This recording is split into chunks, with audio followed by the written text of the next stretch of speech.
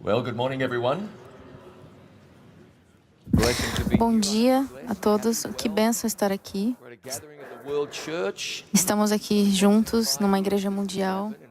E a cada 5 anos isso acontece e nós temos a oportunidade de encontrar nossos irmãos e irmãs de todas as 4 pontas da bússola. E já passou na minha cabeça que os primeiros missionários enviados para essa igreja, para diferentes partes do mundo, se eles olhassem para um encontro como esse, eles diriam algo do tipo: o que Deus fez. Deus tem feito coisas grandiosas, graças a Deus. Vamos orar e antecipar a bênção de Deus. Por favor, abaixe suas cabeças comigo. Oramos ao nosso Pai. Pai dos céus, em nome de Jesus nós viemos a Ti. Estamos agradecidos. Estamos orando confiantes de que o Seu Espírito irá tocar os nossos corações. Nós não estamos aqui simplesmente porque essa é um item da nossa agenda diária. Nós estamos aqui para que você fale aos nossos corações. Nós oramos para que o Senhor nos abençoe e nos inspire a fazer, e se preciso, nos corrija. Mas nós estamos sérios porque queremos levar o Evangelho para cada nação e pessoas. Queremos que essa mensagem impacte e transforme nossos próprios corações e vidas.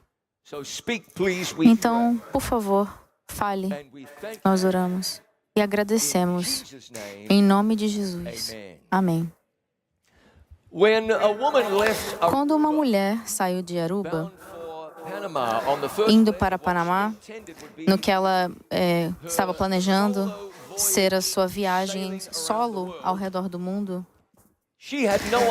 ela não tinha ideia de quão rápido as coisas iriam sair do controle. Apenas algumas horas depois de sair, uma tempestade poderosa fez com que os motores não ficassem funcionando no barco dela. Então, no meio dessa terrível tempestade, o seu companheiro de viagem teve que amarrá-la ao barco para prevenir que ela caísse do barco e pulasse do barco e fosse nadando por 60 milhas para a Colômbia, porque ela estava delirando querendo fazer isso. No meio desse drama entre vida e morte, o barco de emergência, o localizador, foi encontrado, o que resultou na Guarda Costeira da Venezuela, Aruba, Colômbia e Estados Unidos colaborando para resgatar essa mulher. Quando encontraram, ela tinha vários ossos quebrados, roxos, queimaduras e uma concussão. E também tinha mordido parte da sua língua, mas ela estava viva. E enquanto ela se recuperava de tudo que aconteceu, ela, vendo tudo o que tinha acontecido com ela, ela reconheceu que os governos de 4 países tinham se mobilizado para salvar a sua vida. E ela reconheceu que esses líderes e oficiais de governo mexeram seus pauzinhos para poder ajudá-la. E ela disse: eu sou uma pessoa insignificante e mesmo assim muito foi feito para me salvar. O que nos leva, senhoras e senhores, à razão da nossa existência. Logo após a criação desse mundo, nosso planeta foi lançado ao caos e os nossos parentes originais se rebelaram e as palavras pecado e morte entraram no glossário da família da humanidade. O que Deus faria em responde?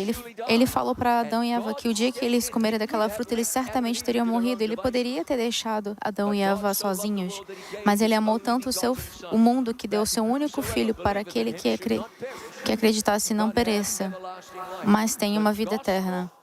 O Evangelho, em meia dúzia de palavras, falou que assim que haveria pecado, teria também um Salvador. E o anjo falou: você chamará de Jesus, porque Ele salvará o seu povo dos seus pecados. Sabe, amigos, nós como adventistas do 7º dia, temos sido abençoados repository of spiritual riches. com muitas riquezas espirituais.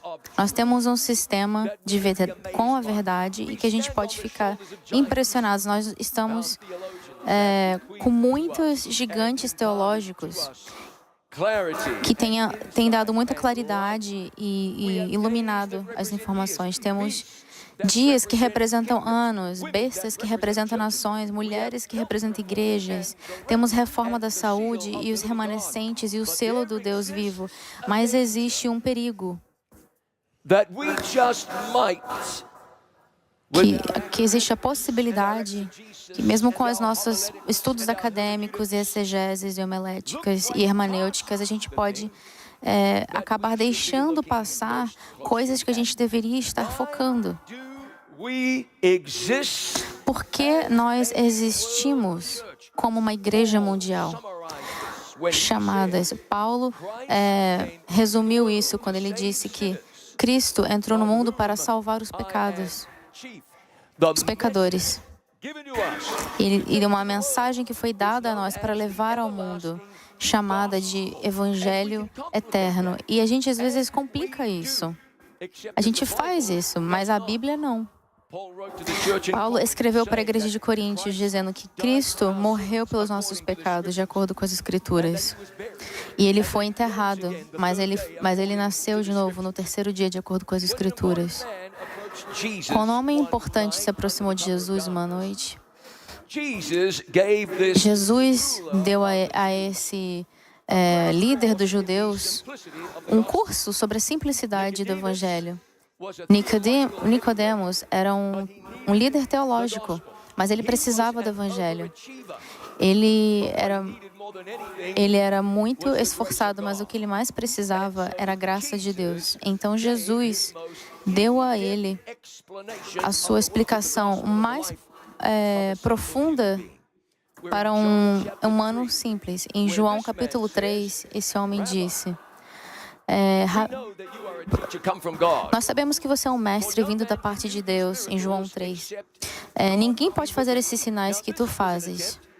Então, isso não foi uma forma dele tentar bajular Jesus, mas Jesus foi direto ao ponto. Ele disse a ele: Nicodemos, em verdade te digo, se alguém não nascer de novo, ele não poderá ver o reino de Deus. Então, Nicodemos, perplexo com o que Jesus tinha dito a ele, perguntou agora a sua pergunta famosa: como pode um homem nascer, já que ele é velho, e voltar ao ventre materno e nascer outra vez? Então Jesus diz a ele: um pecador precisa nascer da água e do Espírito.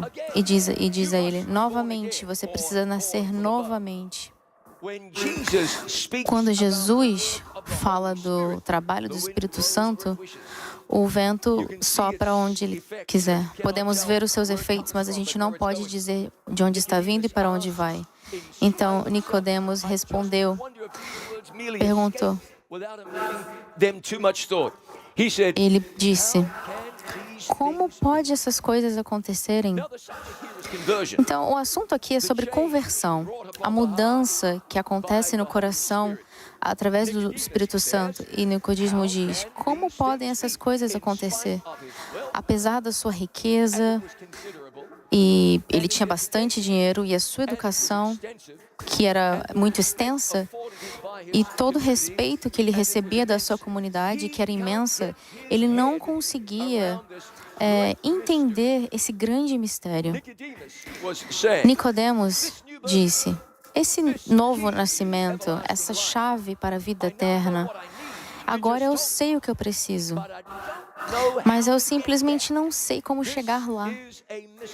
Então, isso é um mistério. Isso agora é onde acontece uma coisa fascinante.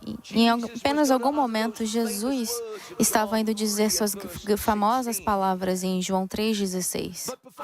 Mas antes dele dizer isso, ele diz: e do modo porque Moisés levantou a serpente no deserto, assim importa que o Filho do Homem seja levantado, para que todo o que nele crê tenha vida eterna. Que coisa fascinante, Jesus disse. Ele estava falando aquela história curiosa que está em Números, capítulo 21. E qual que era o ponto? Nicodemos, se você quiser entender conversão, então você tem que voltar ao tempo, vários anos atrás, aquela história que você mesmo já ensinou várias vezes. Isso, pense sobre isso, e isso lhe dirá o que você precisa saber. Agora, vamos olhar a história em Números capítulo 21. Jesus está falando com um homem que tinha quase tudo, exceto o que ele mais precisava. Então Jesus disse, eu quero dizer o que é conversão para você. E você irá encontrar em Números capítulo 21. Então partiram do Monte Or pelo caminho do Mar Vermelho, a rodear a terra de Edom. Porém o povo se tornou impaciente no caminho, por causa do caminho. Se a gente tivesse tempo, a gente não tem, eu iria discorrer um pouco sobre descorajamento e como isso consome as pessoas. A gente iria falar um pouco sobre o desencorajamento, está no Apocalipse, para fazer que a gente acredite que Deus não é grande o suficiente, que Ele não pode fazer o que Ele pode. E o desencorajamento faz com que a gente se afaste da palavra de Deus. Então, não ceda ao desencorajamento. Confie em Deus. O caminho é longo, confie em Deus. O crescimento parece não estar vindo, confie em Deus. Os santos ou os líderes não parecem estar te ouvindo, confie em Deus. Você não está vendo os batismos que você gostaria de ver? Você não está vendendo os livros que você gostaria de vender? Confie em Deus. Sucesso não é necessariamente sucesso. Fé é sucesso. Se você faz o trabalho de Deus da maneira que Deus pede, então a escola, a igreja, o ministério, a instituição, as finanças, eles serão a responsabilidade de Deus. Você segue a Deus e Ele irá assumir a responsabilidade por todo o resto. A propósito, graças a Deus pelos nossos evangelistas de publicações. A gente agradece a Deus pelo trabalho que eles têm feito. Muitas almas estarão no céu por causa do seu ministério fiel. Amém? Mas as pessoas estavam desencorajadas. Eles falavam contra Deus e contra Moisés. Escute isso. Você nos trouxe fora do Egito para morrer no deserto. Não há pão, não tem comida. E as nossas almas odeiam esse pãozinho. Aquele mesmo mecanismo que Deus usava para salvá-los. E eles balançam os seus punhos na cara de Deus e dizem, nós odiamos essa coisa. Então Deus disse, o que eu vou fazer para alcançar essas pessoas? Ele tentou tanto, vários milagres e não ajudaram. Liberdade claramente também não ajudou. Então Deus leva para um outro nível. O Senhor enviou serpentes entre as pessoas e elas picavam as pessoas. E muitas pessoas de Israel morreram. Isso pode parecer radical, mas às vezes Deus tem que fazer coisas radicais para chamar a nossa atenção. Ele teve que direcionar a visão deles para longe de si mesmos. Então as pessoas vieram a Moisés e disseram, a gente pecou porque a gente falou contra Deus e contra ti. Por favor, clame a Deus para que Ele leve as serpentes para longe de nós. E de uma forma incrível, Moisés orou pelo povo. Agora, essa história é sobre conversão. Essa história é sobre salvação. É sobre o que Deus faria para salvar uma pessoa insignificante, como as pessoas passam da morte para a vida. Essa é a história do Evangelho. E nós fomos chamados para proclamar o Evangelho. A gente não precisa complicar isso, amigos. Jesus disse, apacenta minhas ovelhas. Ele não falou nada sobre alimentar as girafas. E aqui ele faz que o Evangelho seja claro. Ele falou para Moisés, faça uma serpente, coloca em um poste, e todos que passassem e tivessem sido picados, e eles olhassem para essa cobra, ele ou ela certamente viverão. Jesus apelou essa história quando ele estava explicando para um fariseu autocentrado o que seria nascer novamente. Ele disse, coloque essa serpente num poste. E todos que viessem e tivessem sido picados e olhassem por aquela serpente, ele viveria. Isso é simples. Passando da morte para a vida, era uma questão de olhar para a serpente, que representava o Salvador, o que carregaria os pecados. Nicodemos, se você quiser saber o que é nascer do Espírito, eu irei te dizer. Olhe e viva. Isso é o que significa experimentar o Evangelho. Essa mesma mensagem que João Batista falou. Vejam o Cordeiro de Deus que tira o pecado do mundo. Amigos de Deus, nós não podemos... Se você tiver dificuldades em experimentar o Evangelho, eu sei que algumas pessoas aqui têm dificuldades, mas Cristo está remediando isso agora para você. Temos que olhar para Jesus, o autor e firmador da nossa fé. A gente vai parafrasear 2 Coríntios e nós dizemos, não é...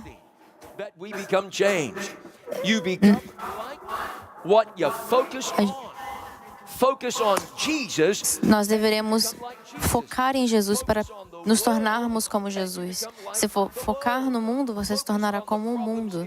Se focar nos problemas da igreja, e você se tornará um problema na igreja. Agora, a gente gosta de falar de algumas dessas coisas. Os pais e avós falavam sobre os problemas com a mídia, com o mundo secular, com as congregações que não deveriam assistir filmes ou televisão. A gente não faz mais isso, porque nós não queremos parecer antiquados, a gente quer parecer modernos. Nós gostaríamos de ser mais flexíveis e que essas pessoas flexíveis olhassem para nós e não pensem que nós somos antiquados. Mas a Bíblia diz que devemos olhar se nós olharmos por tempo suficiente para algo, nós nos tornaremos isso. Então Jesus disse, se eu me levantar sobre a terra, eu irei trazer a todos para mim. Então, amigos de Deus, é o nosso privilégio levantar a Jesus muito alto, elevá-lo a um local em que todos possam vê-lo. Podemos dar a oportunidade às pessoas para verem a Cristo. Se as pessoas podem olhar para a cruz, as vidas serão mudadas. Nicodemos se apoiava em manter as regras e as leis, mas tudo o que ele precisava fazer era olhar e viver. Ele seria salvo pela graça, através da fé. Adventistas do sétimo dia, dentre todos os cristãos do mundo, deveriam ser os com mais certeza da sua salvação. Não existe uma razão para que qualquer adventista do sétimo dia não devesse ter segurança de sua salvação. Deixa eu te perguntar, Jesus morreu pelos seus pecados? A resposta é sim. Você acreditou nele como seu Salvador e Senhor? Você mudou a sua vida? Não. Deus mudou a decisão dele? Não. Você sabe que Deus estabeleceu com a sua família, foi um pacto. Ele estabeleceu um pacto que dura para sempre. E durante anos, nós acreditamos que Deus não estabeleceu um contrato. As pessoas quebram contratos o tempo todo, mas não tem como escapar de uma aliança. Por isso que o casamento é uma aliança. E Deus entrou nessa aliança e Ele falou, eu estou fazendo parte dessa aliança completamente. E houve um sacrifício por uma noite. E Deus passou no meio desses sacrifícios e Ele falou, se eu renegar a minha parte da aliança, que eu seja responsável por esses animais mortos. E se você pensar que Deus irá te abençoar, te abandonar, Nós devemos lembrar que Ele é nosso Senhor e Salvador. E devemos lembrar que isso é justificação. Infelizmente, algumas pessoas param por aí. Eu aceitei Jesus, então é tudo que importa. Mas agora, o desafio é que existe uma verdade nisso. Mas o problema é, eu aceitei Jesus, portanto, algumas pessoas acham que a salvação vem pelas obras e você pensa que é o que você faz que te salva e você começa a esquecer o que aconteceu na cruz. Viver em pecado, talvez, feliz na sua justificação, a gente pode se esquecer que a santificação existe. Mas a gente pode ir para o outro lado, olhando para a cruz e dizer, sim, claro, eu posso estar começando a duvidar da sua salvação, porque você ainda não está vivendo no nível de dedicação como a Madre Teresa ou outra pessoa muito dedicada. Você pode dizer que você não está fazendo o suficiente. E isso pode realmente perturbar o nosso povo. Então, vamos para Marcos, capítulo 4. Vamos para essa parábola que Jesus ensinou. Capítulo 4, verso 27. Marcos, capítulo 4, verso 27. Verso 26. E deixa eu pausar aqui e dizer uma coisa. Nós falamos por muito tempo sobre como a evolução está faltando uma coisa importante. A gente pode ver o que a gente sabe, mas não existe uma conexão, uma evidência de conexão. E em defesa dos evolucionismos, eles irão te dizer que essa conexão é um genoma. E vamos falar sobre essa conexão que está faltando na experiência de muitas pessoas. Eles falam, existem dois postes, justificação e santificação, e começa a olhar de um para o outro, ou então a pessoa só irá se agarrar a um deles, como atraído como um magneto. E talvez algumas pessoas podem ver que existe uma outra parte na sua jornada espiritual. Então Jesus disse, assim é o reino de Deus. Ele poderia ter dito, isso é uma explicação do trabalho do Evangelho no coração humano.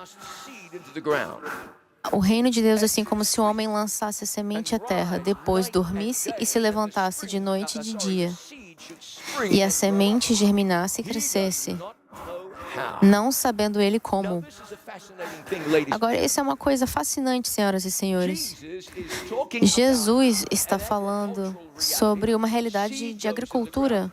Sementes jogadas no chão, nós não sabemos do que aconteceu, a gente não pode explicar, é um milagre. Crescimento acontece, a semente vai no solo e com as condições corretas irá crescer. O que Deus planta no coração do ser humano, com as condições necessárias, essa semente com a mensagem de Deus irá crescer e irá dar frutos. E nós agradecemos a Deus. Nós não oferecemos às pessoas uma teoria sobre Cristo, ou uma doutrina sobre Cristo, ou uma ideia sobre Cristo. Os adventistas do sétimo dia apresentam ao mundo o próprio Cristo, o Salvador, o Redentor, um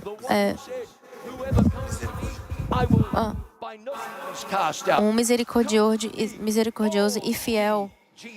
Ele diz, todos que vêm a mim os que vierem a mim não serão lançados fora, venham todos, Jesus diz. Nós viemos a Cristo, somos salvos, nós não vamos complicar isso.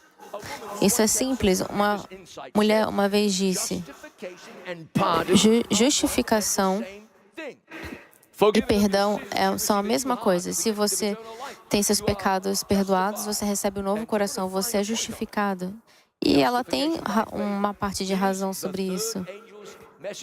Isso faz parte das 3 mensagens angelicais. Quando nós estamos analisando o que nós temos para oferecer ao mundo, quando olhamos para a nossa mensagem, e nós podemos até nos distrairmos. Eu espero que você saiba que eu não estou dizendo isso de forma negativa. Eu prego ao redor do mundo. Mas nós talvez podemos perder a essência da mensagem para o mundo, que é que Deus amou tanto ao mundo que Ele deu o seu único Filho, Jesus. Jesus fala em Marcos capítulo 4, um agricultor planta uma semente no solo e alguma coisa acontece, ela começa a brotar. A terra por si só mesma frutifica. Primeiro a erva, depois a espiga e por fim o grão cheio na espiga. E quando o fruto já está maduro, logo se mete a foice, porque é chegada a ceifa. Esse é o trabalho do Santo Espírito, Nicodemos. Essa é a graça que os crentes experimentam. Essa é a semente da palavra de Deus impactando a vida de uma pessoa. De primeira vista, as coisas podem não ser tão visíveis, mas Deus está trabalhando. Você não está feliz que a Bíblia diz: a minha palavra não se voltará para mim vazia? Porque aquilo que eu faço, eu farei prosperar. Existe poder na palavra de Deus, um poder que salva, um poder para vencer a tentação, power para libertar de vícios e hábitos destrutivos, poder para fazer de você uma nova pessoa. E aquelas pessoas que você está orando, sua família, seus amigos, seus membros de igreja, Deus tem poder. Jesus diz: a semente foi lançada no solo e as coisas estão acontecendo. Então, de uma forma misteriosa, um poder que parece estrangeiro para os seres humanos, essa semente começa a brotar. Aquela pontinha verdinha que está saindo logo acima da superfície da terra não é um Andersonia grandidieri, não é uma coisa gigantesca, como uma grande árvore que existe em Madagascar, o baobá. Uma árvore que tem 27 metros, mas isso não acontece da noite para o dia. E se você olha para você mesmo, eu direi que as coisas não vão acontecer da noite para o dia. Existe um processo de crescimento que nós precisamos passar. O que serve aquele brotinho que está ali? Você não pode comer aquilo, mas aquilo é para crescer. Você precisa proteger isso, dar a chance para que isso continue crescendo. Você não cava os seus feijões porque a planta não está completamente madura. Você cuida dos seus feijões, você tira as pestes, você fertiliza, você encoraja para que cresça. Agora, minha esposa e eu temos netos. Temos uma neta que é mais bonita do que a sua neta e ela tem 4 meses e 16 dias de vida. Ela é maravilhosa. Mas se você não ajudá-la de alguma forma, você poderia dizer: essa garota não consegue amarrar os seus sapatos, ela não consegue se alimentar, ela não consegue dirigir um carro. Mas a gente não espera que ela faça nenhuma dessas coisas, porque ela ainda está crescendo.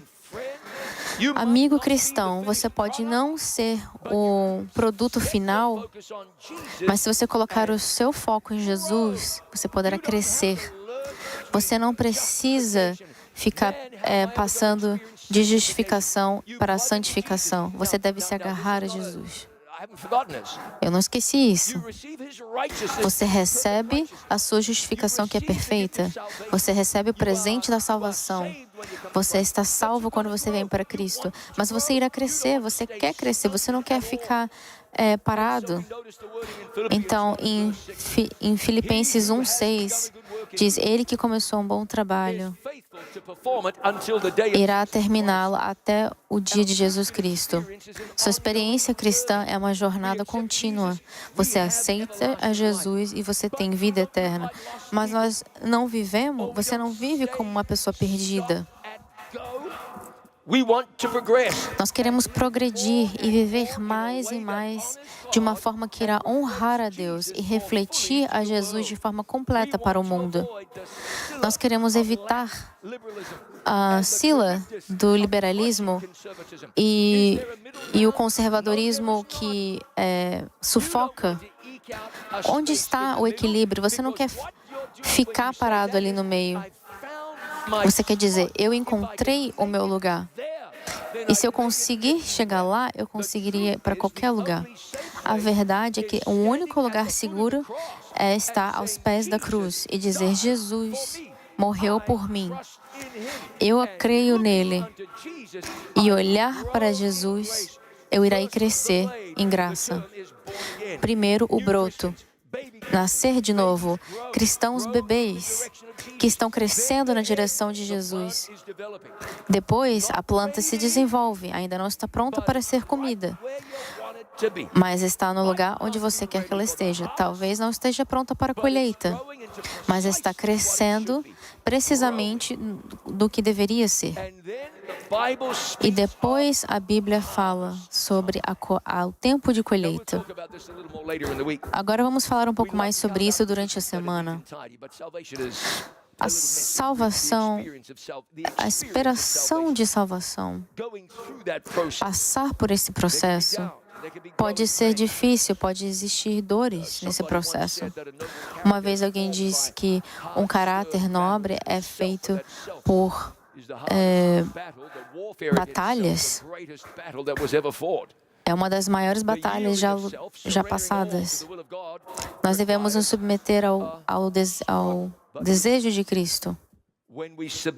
Quando nós nos submetemos a Cristo, o nosso coração está unido com o seu coração. A nossa mente unida com a dele, os nossos pensamentos serão tirados da prisão para ele. Isso é o que significa estar coberto pelas roupas de justificação. Nós não estamos com a deformidade do pecado, mas com o roupão da justiça de Deus.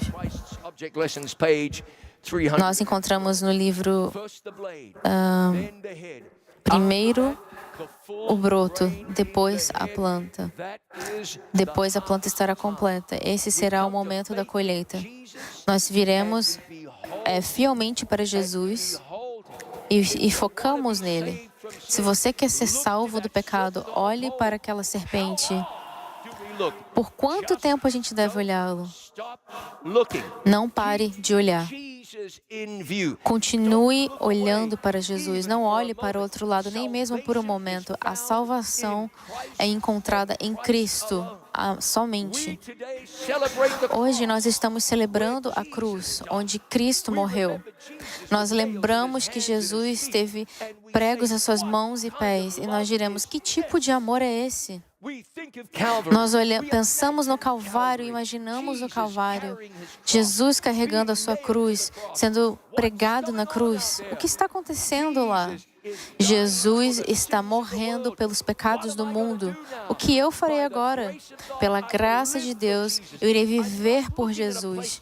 Eu não vou olhar por um lugar para ficar paralisado. Eu quero crescer e crescer e crescer. Ele precisa crescer para que eu preciso diminuir. Esse é Jesus, a nossa esperança deve estar nele. A nossa mensagem para o mundo é o Evangelho. Nós temos que falar sobre a verdade da marca da besta. A gente tem que explicar sobre Babilônia e sobre o julgamento. Devemos avisar as pessoas que existe um Criador que tem um amor especial e respeito. Nós vamos juntar tudo isso em algo chamado de Evangelho. Jesus morreu pelos pecados do mundo e nós iremos celebrar isso. Nós vamos louvar a Deus por isso e nós iremos dizer, Jesus, se você nos quer tanto, então você pode nos ter. Se você quer o meu coração, pode ter toda a minha vida. Me leve, me faça seu. E um dia nós iremos ser encontrados em Apocalipse. O povo de Deus será uma manifestação da revelação do que Jesus é na nossa vida diária. Nós agradecemos a Deus. A nossa esperança está construída em nada mais do que o sangue de Cristo e sua justiça. Nós esperamos no autor e finalizador da nossa fé. Ele tem tudo que é necessário para a nossa salvação. Ele fez tudo. Tudo que Cristo foi feito é para que nós possamos passar a eternidade com Ele. Então nós iremos nos juntar e ficar conectados. E pela graça de Deus permanecer conectados e diremos: Senhor, nos faça com que cresçamos e cresçamos. Não mais teremos membros dizendo: não serei salvo. Eu direi: se você tem Cristo, você terá a vida eterna. As pessoas não irão dizer mais: eu não sou bom o suficiente. Nós iremos encorajar as pessoas: se agarre a Jesus e cresça. Permaneça em Jesus e cresça. Olhe para Ele e cresça. Algumas pessoas aqui podem dizer que você já chegou onde o máximo que você poderia deixar e que tem coisas que estão vencendo você. Mas Jesus veio para te dar vitória. E se você olhar para Jesus, você irá crescer em justificação e santificação durante uma vida. E um dia, o céu irá se abrir e Jesus será revelado naqueles corredores do espaço, e Ele está voltando para você, porque você confiou, você segurou firme. Ele irá aperfeiçoar o que você é. Pense sobre o que Deus fez. No início, Ele criou o universo do nada. Nós chamamos isso de origem. Ele caminhou com Enoque entre o céu. Isso foi translação. Deus inundou o mundo, inundação.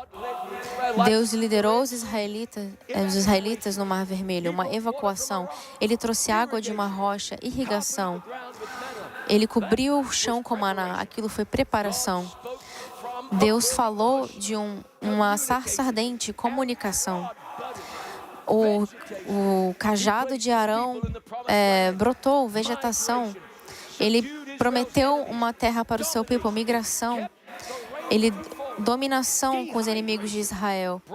Ele fez com que a chuva parasse de cair, desidratação. Ele trouxe abaixo os muros de Jericó, devastação.